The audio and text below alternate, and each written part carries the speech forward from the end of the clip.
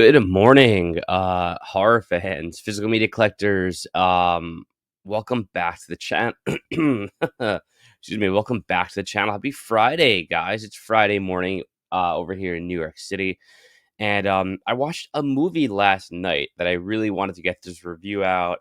Um, and I had some time before work, so I figured I'd come on here. I'm having my coffee. I have a little bit of time. And I wanted to give you guys my thoughts because this was a movie that I was really excited about. And unfortunately, it didn't live up to the expectations for me, which is very upsetting. But the movie is Frankie Freako. Okay. Now, if you are not familiar with this movie, let's get that autofocus in.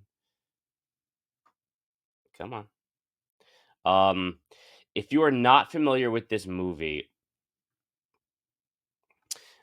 it is the spiritual successor in many ways to Psycho Goreman, um, by Steven Kostansky, and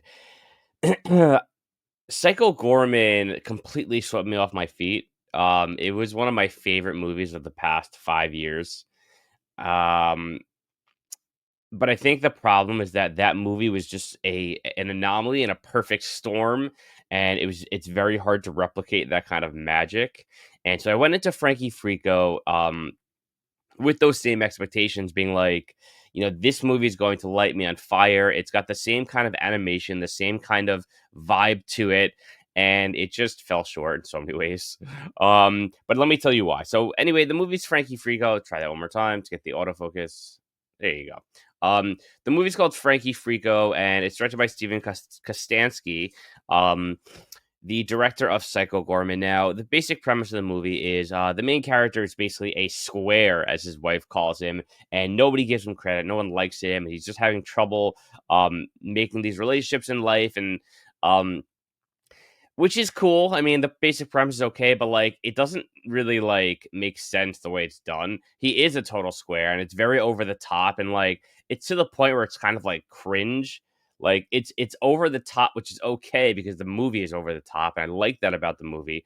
But it's over the top cringy. It's not over the top good. Psycho Goreman was over the top good. Psycho Goreman was over the top fantastic. This was over the top cringy. So it just in that respect, it like didn't hit the way Psycho Goreman did. And again, it's very difficult to for this movie to live up to Psycho Gorman's shoes. So I'm really trying not to like compare it to each other, but it's just hard for me because I went in with this thought process of like, okay, this is the director of Psycho Gorman. He's going for the same vibe. It's gonna rock, and it just fell short. So anyway, we have this square, this main character who's kind of a square, and his relationships are failing all over his job and his work and all that, and his wife, and like at night he sees the commercial come on TV when his wife's away for the weekend, and it's like, if you want to have a good time, call Frankie Freako, who's like this like party animal puppet. It's bizarre, and again, I dig the vibe, and I dig what Steven Kostansky was going for, but it doesn't resonate, and it doesn't like makes sense to me. Like it's that part wasn't even over the top. It's like this doesn't make sense. But anyway, so he like debates on calling this guy Frankie Freako, and eventually calls him, and these puppets start taking over his life and run rampant. And then they have this whole subplot, which ends up being the real plot of the movie, where they're being hunted down by these universal robots. It's so crazy. And I don't want you guys to think I don't dig that. I do. But like it just doesn't hit. It's just there's the payoff is never there. Like it's over the top.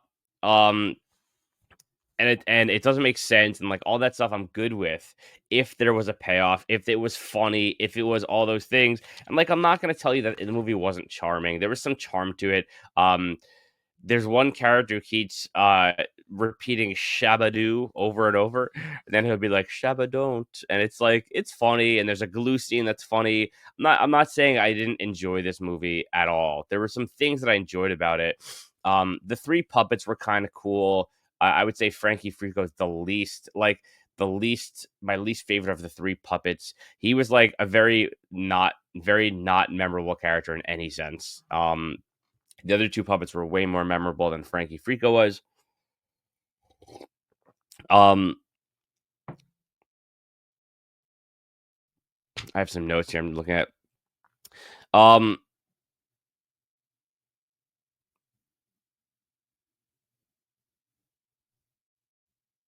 The gore was weak. Okay, that's a big thing for me. And Psycho Goreman, here you go, comparing again.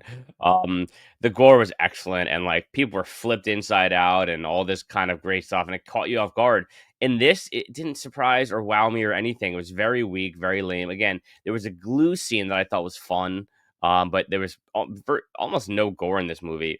I thought the characters were lame. I thought the ending was bad. It wasn't funny enough. Um, there was some charm to it. Like again, there was some decent charm, and I enjoyed that aspect of it. But overall, the movie just fell way flat for me, and it's a little upsetting. But go check it out for yourself. Let me know what you think, or if you've seen it. But the movie is Frankie Freako again. Um, by Steven Kostanski, the guy who did Psycho Goreman. Now, I got this on the Black Friday Scream Factory Blu-ray sale, and the movie's been out for like a year, I think. It's a relatively new movie. And it came out in 2024, actually, so it's been out only a few months. And I got this on the Black Friday sale, and there are some extras on here. Um, There's an audio commentary with writer-director Steven Kostanski. See, I do want to check that out and hear kind of his thought process on the movie. After Connor Sweeney, Fasten Your Seatbelts, behind the scenes of Frankie Freako, a conversation between actors. I kind of want to watch those things, but I also kind of just like don't. I am interested to hear from Steven Kostanski because I'm sure Psycho Goreman will come up and he'll talk about the comparisons between the two. But the last thing I'll say is this: the villain is okay. There's a big transformation scene that kind of stuck with me, but again, even with that transformation scene, the the the like idea of it is fantastic. I think that's the crux of my issue with the movie. The idea of all of this is fantastic, but the deliverance of it just doesn't hit for me, and it never feels like it's strong enough for me to really be a memorable movie. And there's nothing that stands out to me that like that is memorable, or that the movie did any one thing really well. It didn't feel like it did anything for me. So it was unfortunate. It fell a little flat. So I am not here to endorse Frankie Freako. I'm here to tell you should check it out and form your own opinion. But I was really excited for it, and I just did not love it. It stinks. Unfortunate. It's not really often to come on here and say that the movie just was lame and fell really flat. Frankie Freako fell flat for me. It's unfortunate.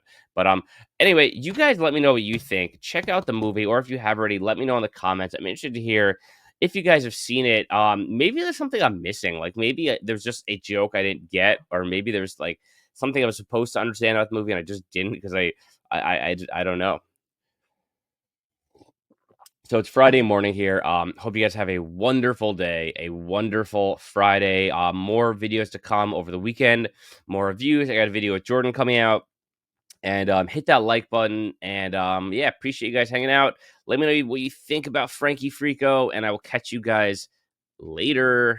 Peace, nerds.